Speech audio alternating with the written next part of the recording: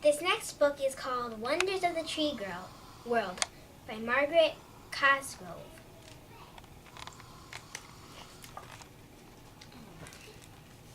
The first place where I marked it is this. A tree has a heart too. The tree has this like really hard piece of center wood that's called the heartwood. Right there. And it has this system of sort of like veinish sort of things that run up and down the tree, bring water up and down and nutrients up and down.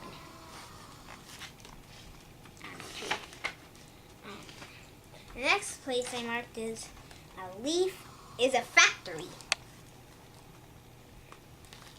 So this shows what a leaf would sort of look like if it really was a real factory, but it's not really a factory. It just is a thing in the tree that will make food for it. They're really great factories because they don't give off bad things. They actually give off oxygen, which we need to live. So without plants, we would slowly die. And without us, no people on the world. And things would start to get a little mixed up.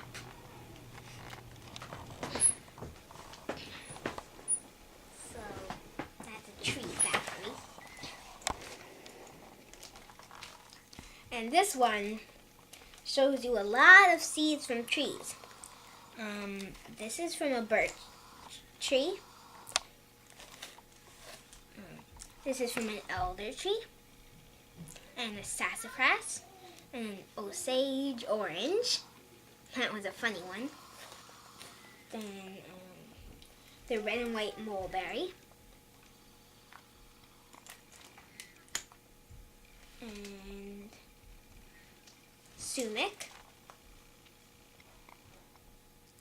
And basswood. And dogwood. And a honey locust. That one's a funny one because it has this really long strand of like bark with all its seeds inside. Caterpillar. And a beech nut. And that's a lot of them. Oh, this one also shows you how to identify trees.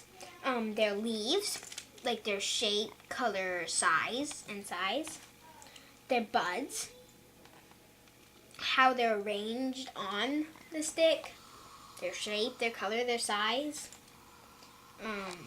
The branches, the bark, like the form and the feel of the bark. What the flowers are, like the kind of flowers on the shape of the tree and how the branches grow on it. Its seeds, if it grows seeds, fruits, berries, stuff like that.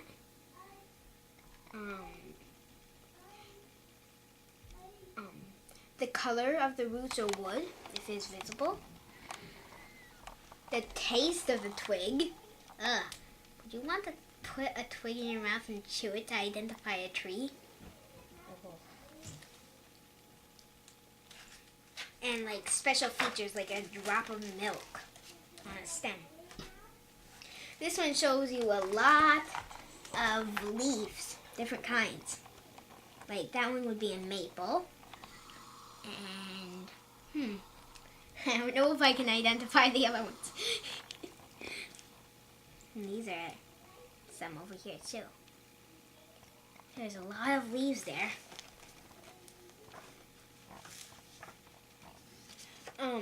I like these two trees. This one's called a tulip tree, and this one's called a sweet gum tree. The tulip tree is very scarce now, and Native Indians used to like smoke out the inside of it to make a huge dugout canoe, as you can see in the picture down here. It got its name because its flowers are sort of shaped like tulips. Then this is the sweet gum. It's also called alligator wood. Ugh. I don't know if I like that name as much as sweet gum. It got its name because it has like this really chewy sap that is good, that a lot of people like chewing on. It's sort of like gum. Sweet gum. It sort of has stars for leaves, see? And you won't want to step on its seeds. They're very prickly. Ugh. I like these two trees because they have funny names. This one's called the witch hazel, and this one's called the hackberry. This one's called the witch hazel because it sort of has a little trick, like a witch. And you know what it does? As you can see down in this picture down here, when its seed pods gets all dried, look, its seeds shoot, pow, right out. Chipmunk's like, whoa! Then this is a hackberry, and it has like these big tangled branches that sort of look like fireworks or broomsticks. Broomstick ends. And look, there's a witch.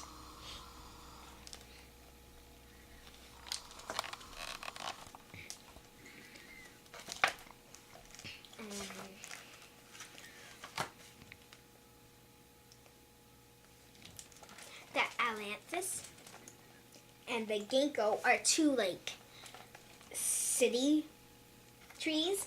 They both go really good in the city. The ginkgo, it was almost extinct, but then they tried putting it in cities, and it turns out that it grows really well in cities, like it isn't harmed by air pollution or any sort of thing. And then this tree, well, as you can see, it forces anything out of its way to grow. Forcing a brick wall out of its way. Ugh. It grows in a lot of cities because it can withstand a lot of stuff.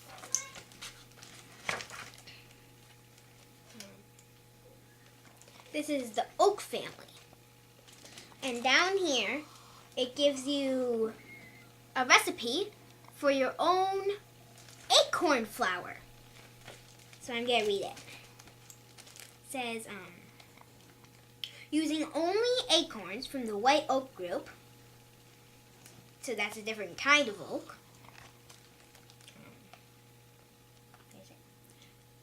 Husk and mash about 2 cups of them to get a cup of flour.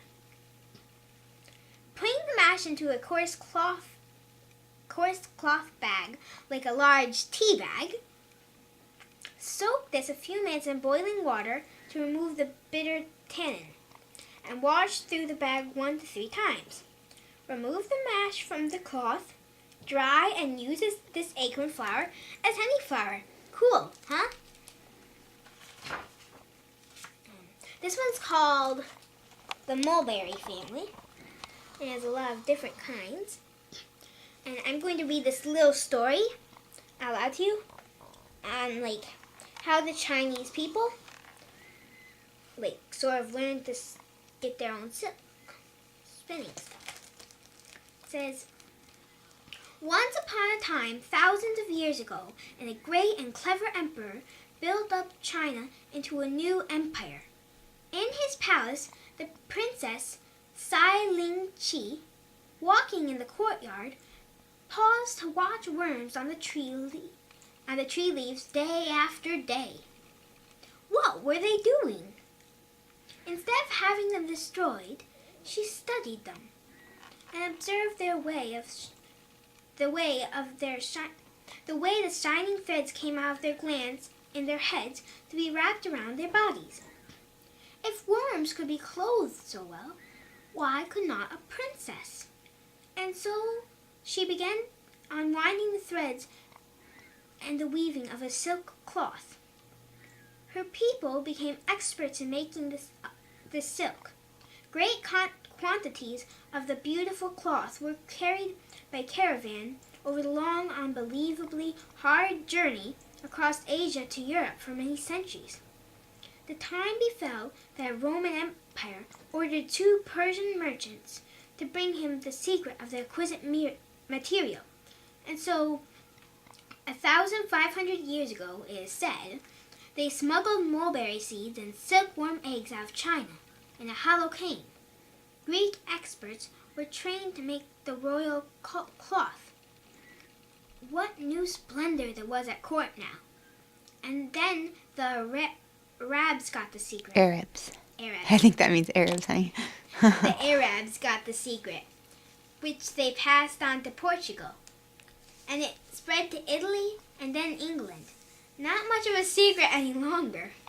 Attempts made to grow silkworms in the United States have failed, unfortunately. And Japan sends us most of our supply of this shimmering material, which nothing else will ever replace. Cool, huh? So that's how we got our first silk. From these little worms here. And it all started with this Japanese princess. Cool.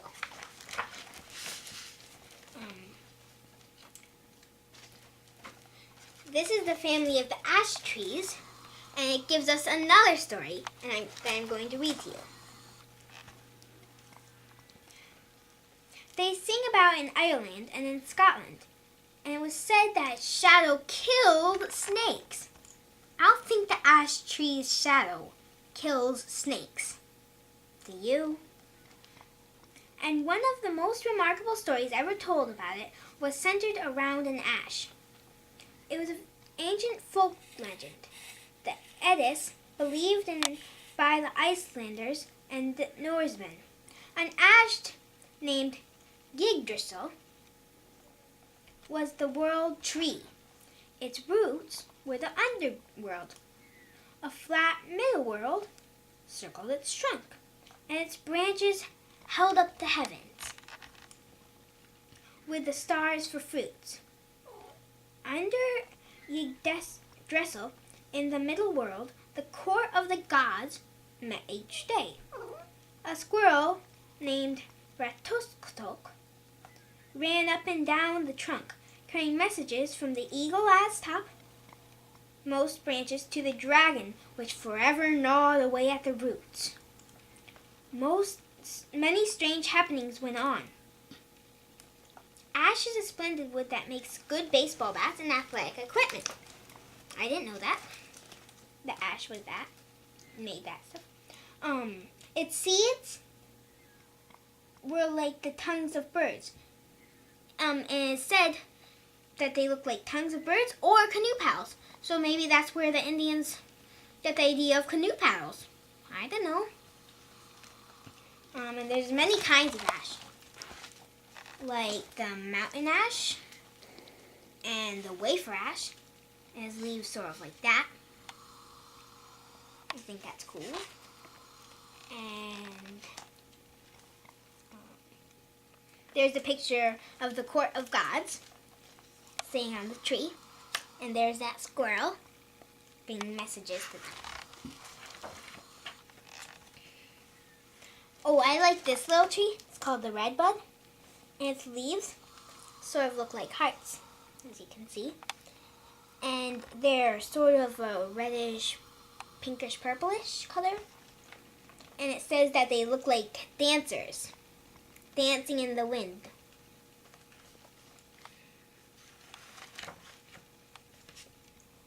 Oh, here's the baobab and the bayan. So, I already told you about the baobab in the other book. And it's a very cool tree, and it sort of looks like a bottle to me. And then that's the bayan right there. Banyan. Look at the Banyan. word banyan, yep. That's the banyan. And as you can see, there's those vines going down. And it's a great place for a picnic, as I said before.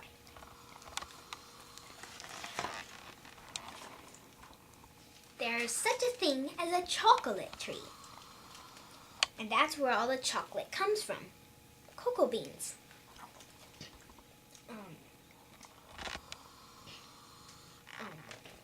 It was called Cocoa Latte.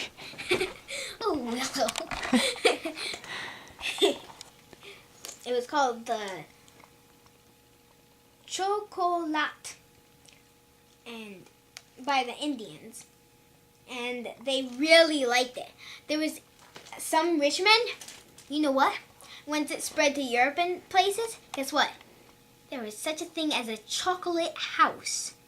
I don't think that would be very good on a hot summer day. It would melt on you.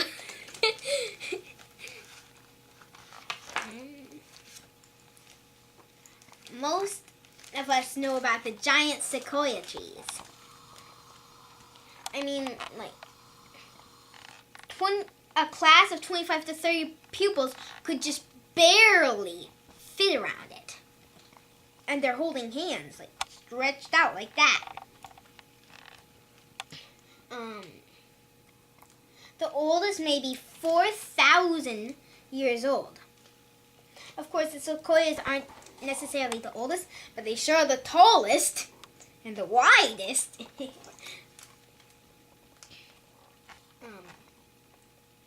Redwood is not quite as old as Big Tree, because Big Tree is one of the oldest trees that they could find.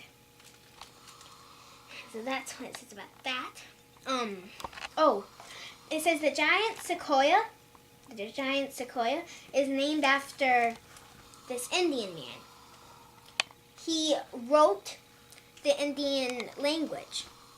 Cool. His name, where is it? He was lame, so he spent his time writing the Indian. Oh, where's his name? To find it. Oh, I can't find his name. Sorry. And then there's the money tree. Its leaves sort of are flat and like square, and its seeds sort of are shimmery and round, and so they look like dimes and nickels. Cool. There's no such thing as a real money tree. Like, there's no money growing on it, though.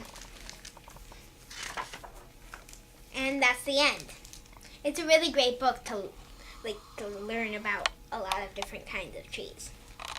I recommend it. This next one here is Plants in Winter by Jonah Cole.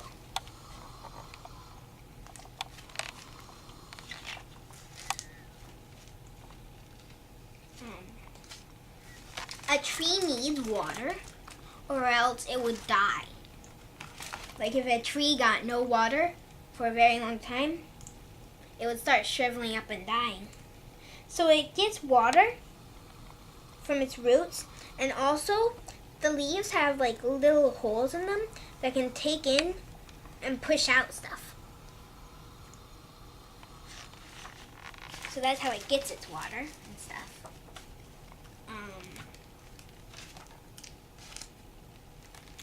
Potatoes and like tulip bulbs, like, they're actually swollen roots, like really swollen roots that store food for the plant.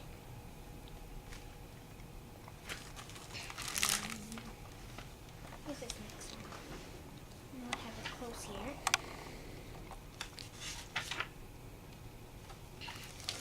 A snowdrop. A snowdrop is very unusual, and it grows in the winter. It actually has its flowers here in the winter.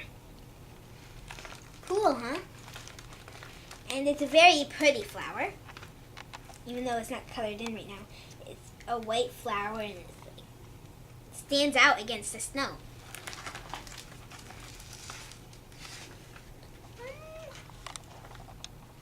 I think that's it on that one. Ocean sunlight. How the tiny plants How Tiny Plants Feed the Seeds by Molly Bain.